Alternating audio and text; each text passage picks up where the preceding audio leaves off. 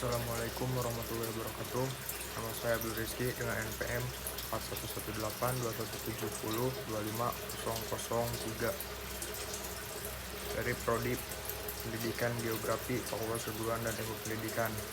Sini saya akan menjawab pertanyaan UTS dari matkul PAI nomor 1, yaitu manusia seperti di dalam sebuah cangkir.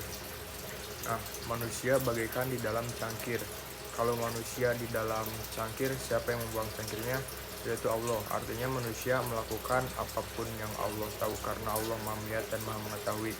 Bayangkan, sederhana ini mengajarkan kepada kita bahwa hidup yang kita jalani tidak pernah lepas dari pengawasan dan kasih sayang Allah, seperti sebuah cangkir yang kecil, terbatas, dan hanya bisa menampung apa yang ada di dalamnya. Manusia pun memiliki keterbatasan akal, tenaga, waktu, dan pengetahuan. Namun cangkir itu berada di tangan yang maha kuat, maha lembut, dan maha bijaksana. Dialah Allah yang selalu menjaga, mengarahkan, dan mengetahui setiap gerak-gerik hambanya.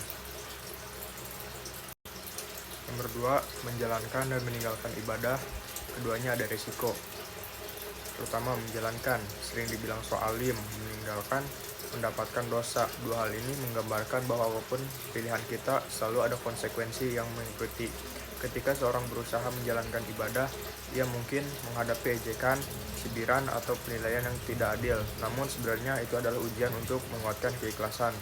Sebaliknya, ketika seorang meninggalkan ibadah, resikonya jauh lebih besar, yaitu mendapatkan dosa dan menjauh dari kebaikan yang Allah sediakan. Maka dari itu, meskipun menjalankan ibadah mungkin membuat kita terlihat berbeda di mata manusia, itu jauh lebih ringan dibandingkan konsekuensi meninggalkan di hadapan Allah.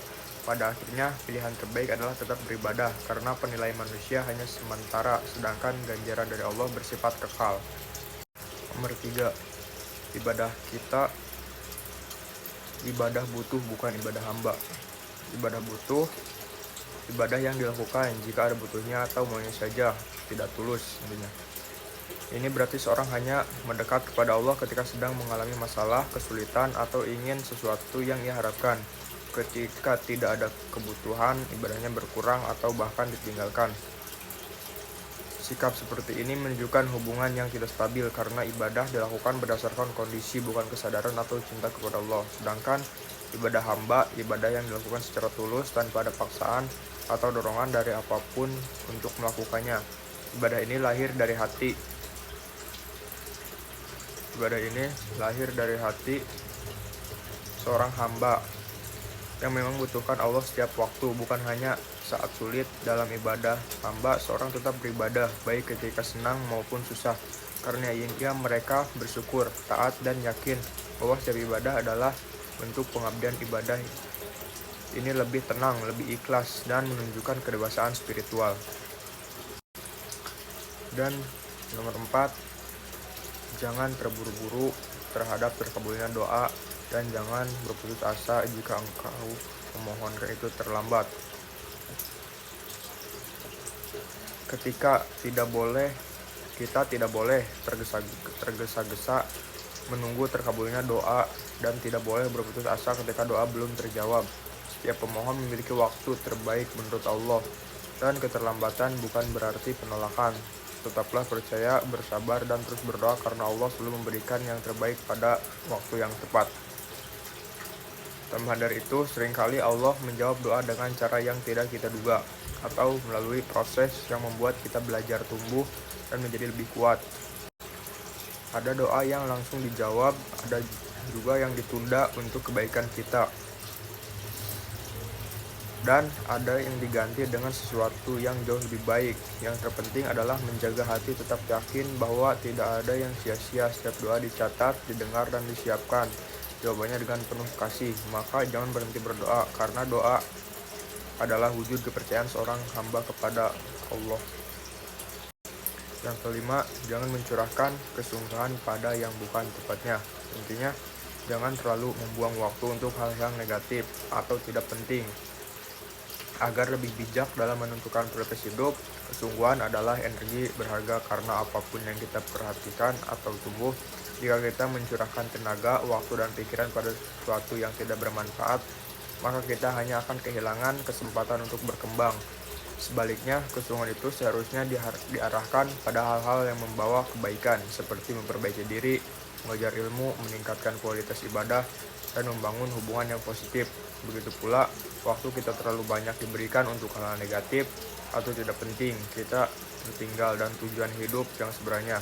Setiap menit yang hilang tidak akan kembali, maka gunakan untuk sesuatu yang membuat kita lebih maju dan lebih dekat dengan cita-cita kita. Fokuskan kesungguhan pada tempatnya dan gunakan waktu yang penuh kesadaran agar hidup menjadi lebih bermakna dan terarah.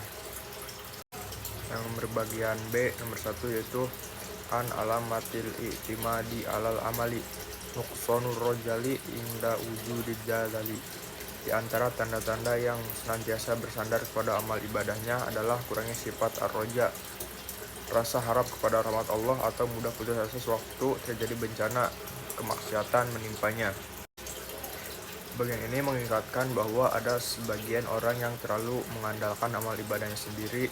Ia merasa ibadah ia lakukan sudah cukup untuk menyelamatkannya, sehingga ia lupa bahwa yang menentukan diterima atau tidaknya amal ibadah adalah Allah, bukan dirinya. Karena terlalu bersandar kepada amal, ia menjadi kurang memiliki sifat ar-roja, yaitu rasa harap kepada rahmat Allah. Yang seperti ini biasa terguncang ketika musibah atau ujian menimpanya, bahkan bisa sampai putus asa. Mengapa demikian? Karena ia mengira bahwa amal yang ia lakukan seharusnya menjamin hidupnya lancar. Padahal ujian justru bagian dari rahmat dan tabiat Allah. Maka tanda seorang telah keliru menaruh kesadaran adalah ketika ia merasa amal cukup, namun hatinya kosong dan mengharap kepada Allah. Nomor 2, idfan wujudaka fil ardil humu lipaman tabakta malam yadfan la yaimu niyataju. Tanamlah wujudmu dalam bumi ketidakterkenalan, karena sesuatu yang tumbuh dari apa yang tidak ditanam maka hasilnya tidak sempurna. Hal ini mengajarkan pentingnya kerendahan hati dan menghindari ketenaran yang tidak perlu. Menanamkan wujudmu berarti menyembunyikan amal, menjaga keikhlasan, dan tidak mencari pengakuan manusia atau validasi. Seorang yang benar-benar ingin tumbuh secara spiritual harus bersedia melalui proses yang tidak terlihat, seperti benih yang tanam dalam tanah. Jika sesuatu muncul tanpa proses penamaannya, misalnya seorang mendadak terkenal tanpa ilmu, tanpa usaha, atau tanpa kesungguhan, maka hasilnya tidak akan kokoh. Ia mudah rusak, mudah goyah, dan mudah hilang. Intinya, kejernihan hati dan kokohnya karakter hanya bisa tumbuh dari pondasi keikhlasan dan kesabaran dalam fase tidak dikenal. Nomor 3, bagaimana dapat dibayangkan bahwa Allah Subhanahu wa Ta'ala dapat dihijab atau dibatasi tirai oleh sesuatu, pada Allah Subhanahu wa Ta'ala yang menciptakan dan mewujudkan segala sesuatu. Poin ini menegaskan bahwa tidak ada sesuatu pun yang bisa menutupi Allah dari hambanya. Segala sesuatu yang kita lihat, kita alami, atau kita rasakan, semuanya adalah ciptaannya, maka tidak mungkin ciptaan menutupi sang pencipta. Yang sebenarnya menghijabi, menghalangi manusia dari Allah adalah hati manusia sendiri, kelainan hawa nafsu, kesombongan, dan kecintaan terlebih terhadap dunia. Allah tidak tertutup, justru manusia yang menutup dirinya dari melihat tanda-tandanya. Jika hati bersih, maka segala hal yang ada di sekitar justru menjadi jalan untuk mengenal Allah. Min alamatil mautil qalbi angdal huzni alal mau fataka minal mau mawafiqati wa tarukul huzni alal ma fa'al tahu min wujudil ajlat. Di antara tanda matinya hati adalah tidak adanya perasaan sedih atas ketaatan yang kau lewatkan, dan tidak adanya perasaan menyesal atau kesalahan yang kau lakukan. Ini adalah indikator penting kondisi spiritual seseorang. Dapat dikatakan mati bukan ketika seorang berhenti bergerak, tetapi ketika ia tidak lagi peka terhadap nilai ketaatan dan dosa. Jika seorang meninggalkan ibadah, namun ia sama sekali tidak sedih atau merasa rugi, itu tandanya bahwa hati telah kehilangan cahaya iman.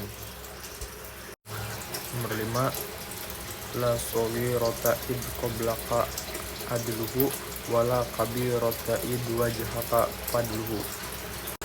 Tidak ada dosa kecil jika kau dihadapkan pada keadilannya, dan tidak ada dosa besar jika kau dihadapkan pada karunia-Nya. Hal ini mengajarkan keseimbangan antara rasa takut dan harap. Jika Allah memperlukan seorang hamba dan keadilannya yang murni, maka tidak ada dosa kecil, karena setiap dosa kecil apapun layak mendapatkan hukuman. Namun jika Allah memperlakukan hamba dengan karunia dan rahmatnya, maka tidak ada dosa besar, karena sebesar apapun dosa itu tetap dapat diampuni bila Allah berkehendak. Hal ini membuat seorang mukmin selalu berhati-hati terhadap dosa, tidak meremehkan yang kecil, namun juga tidak putus asa ketika terjatuh dalam dosa besar. Sebab pintu rahmat Allah selalu terbuka bagi yang bertaubat. Sekian jawaban UTS dari saya, kurang lebihnya mohon maaf. Assalamualaikum warahmatullahi wabarakatuh.